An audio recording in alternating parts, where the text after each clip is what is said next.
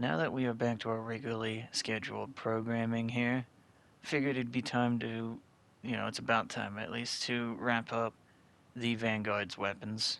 I've only got this one last one in terms of primary weapons to go over.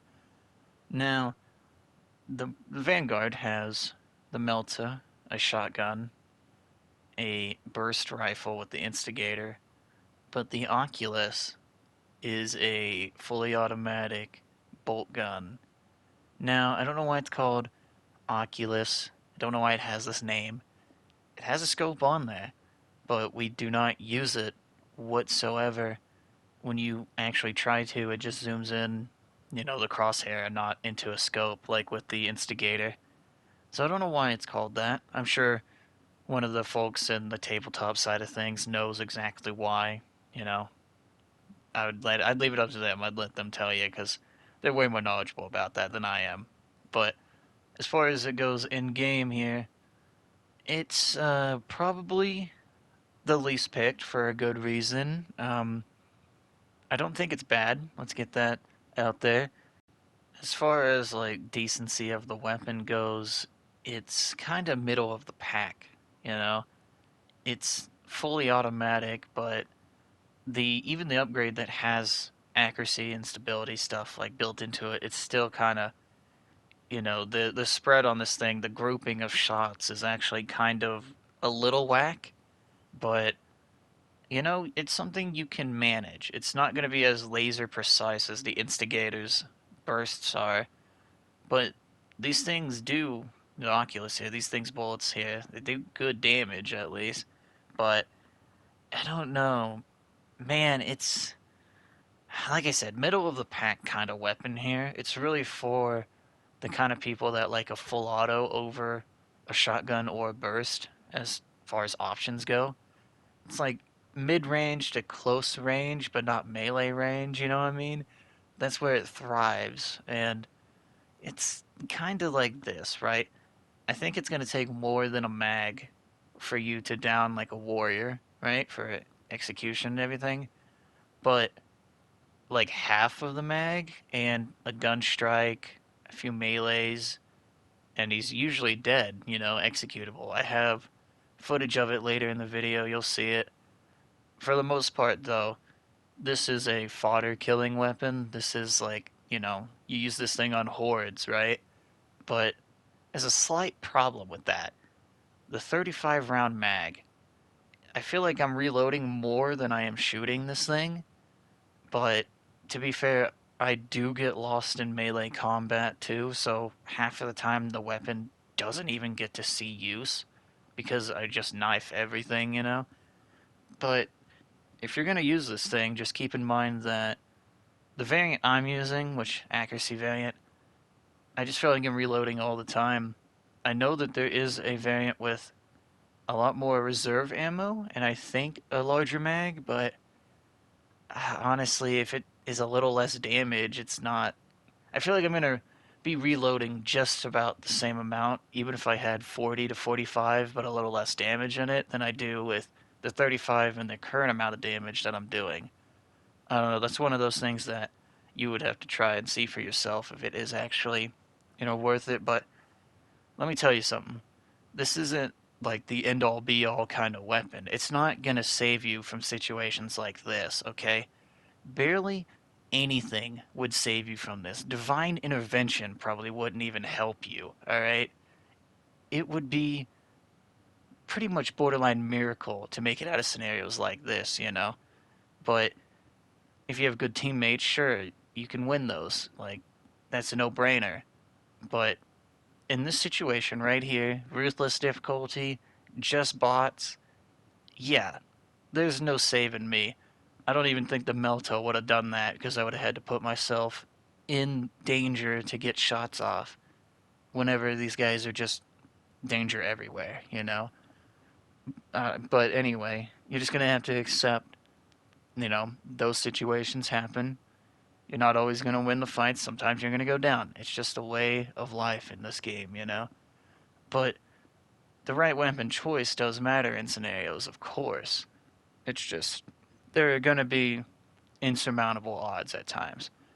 This thing is good enough at holding off the hordes when you're actually using it, unlike me in this footage, I know.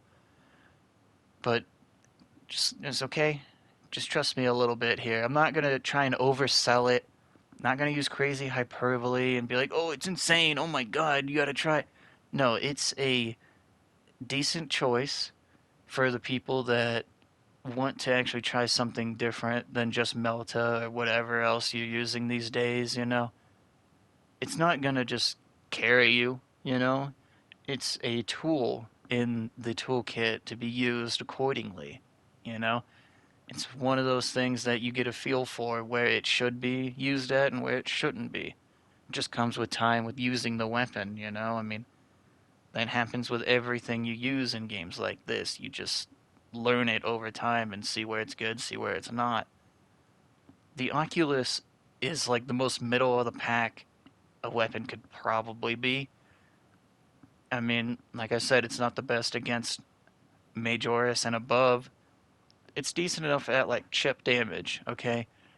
The DPS of it, I guess, is okay because it can keep up, you know, at least a decent amount of damage over time. But if you run out of ammo doing it, obviously a gun is worthless. So I don't know. There's a lot of factors to take into account here, but at the end of the day, I mean, are you even going to use this thing? Who knows? I don't. I haven't seen a single soul other than myself use it. So honestly, I doubt it. But it is there for the people that want to try something other than Melta and Instigator. A fully automatic option for the Vanguard that kind of blends harmoniously with the knife itself.